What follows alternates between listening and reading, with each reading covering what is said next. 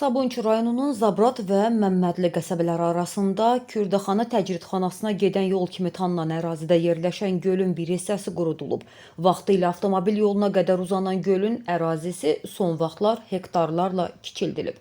Bir xəbər media xəbər verir ki, Qafqaz İnfonun əməkdaşları vəziyyəti yerində araşdırmaq üçün həmin əraziyə baxış keçirdiblər.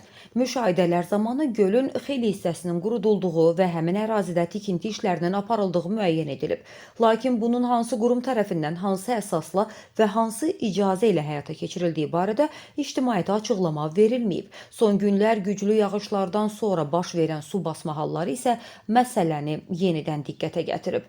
Elə Azərbaycan Dövlət Su Ehtiyatları Agentliyinin sədri Zaur Mikayılovun son çıxışını xatırlatmaq yerinə düşər. Sədr dedi ki, Bakı və Abşeron ərazisində bəzi göllər qanunsuz şəkildə qurudulub, zəbt olunmuş yerlərdə tikintilər aparılıb. Nəticədə yerin altında qalan su mina kimi gözlənilmədən üzə çıxır və su basmalara səbəb olur.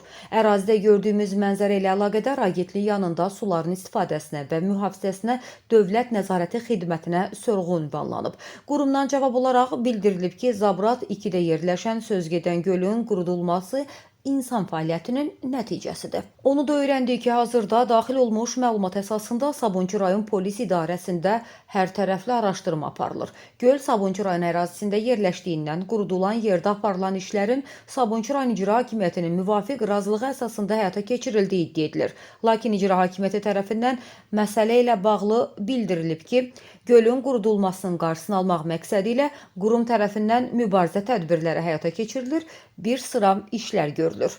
Görəsən gölün qurudulmasına hansı zərurət olub? Həmin ərazidə gələcəkdə hansı məqsədlə istifadə olunması planlaşdırılır?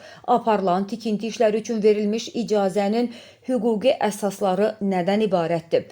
Bu müdaxilənin ekoloji riskləri əvvəlcədən nəzərə alınıbmı? Ən əsası işin məsuliyyətini kim və ya kimlər üzərinə götürüb?